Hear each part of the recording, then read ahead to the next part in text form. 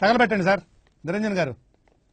ఒకప్పుడు బాలయ్య సినిమాలను ప్రతి ఒక్కరూ ఎలా కామెడీ చేసేవారో అందరికీ తెలుసు. ముఖ్యంగా యాక్షన్ సీన్లు చాలా సిల్లీగా, అతిగా, చెత్తగా ఉన్నాయంటూ తారాస్థాయిలో విమర్శలు వచ్చేవి. అంతేకాదు బాలయ్య కేవలం మాస్ కమర్షియల్ సినిమాలే చేస్తుండడంతో ఇక ఆయన పని దాదాపు ముగిసిపోయిందని కామెంట్లు కూడా వినిపించాయి. కట్ చేస్తే ఇప్పుడు అదే నందమూరి బాలకృష్ణ మన తెలుగు ఫిల్మ్ ఇండస్ట్రీలో రాజ్యమేలుతున్నారు.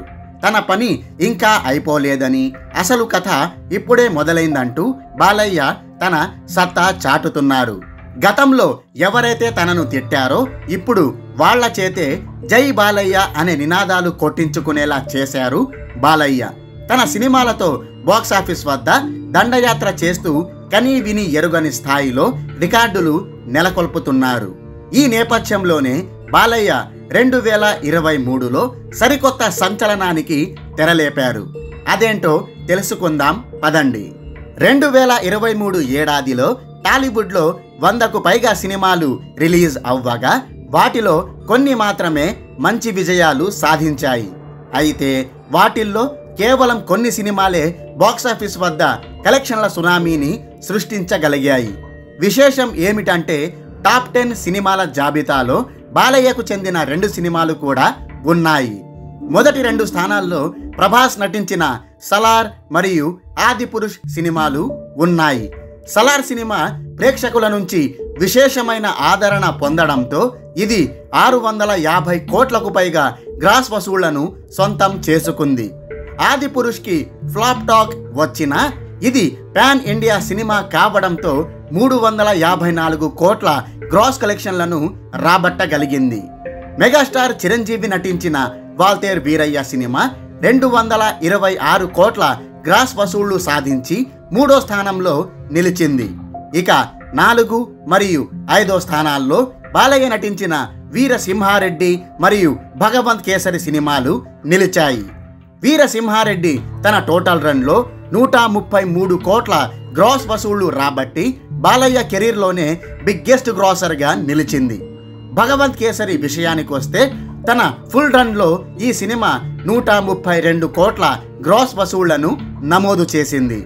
ఈ 2 సినిమాలు భారీ పోటీలో విడుదల అయినప్పటికీ ఆ పోటీని ధీటుగా ఎదుర్కొని బాక్సాఫీస్ వద్ద తాండవం చేశాయి. దీన్ని బట్టి ఇండస్ట్రీలో బాలయ్య రేంజ్ మరియు ఆయన మార్కెట్ వాల్యూ ఎంతలా పెరిగిందో అర్థం చేసుకోవచ్చు. ఇక 6 నుంచి 10 స్థానాల వరకు చూసుకుంటే సార్, దసరా, బ్రో, విరూపాక్ష మరియు బేబీ సినిమాలు ఉన్నాయి. ఆ టాప్ 10 సినిమాలను మరోసారి పరిశీలిస్తే ప్రభాస్ మరియు బాలయ్యకు చెందిన 2 సినిమాలు ఉండడం విశేషం. ప్రభాస్ అంటే పాన్ ఇండియా హీరో కాబట్టి తొలి 2 స్థానాలను అతడు ఆక్రమించడం అనేది మామూలు విషయమని చెప్పుకోవచ్చు. కానీ బాలయ్యకు చెందిన 2 సినిమాలు టాప్ 10లో, అది కూడా 4, 5 స్థానాల్లో ఉండడం గొప్ప విశేషమేనని చెప్పాలి. ఎందుకంటే అంతకు ముందు బాలయ్యకు మన టాలీవుడ్లో పెద్దగా మార్కెట్ వాల్యూ ఉండేది కాదు.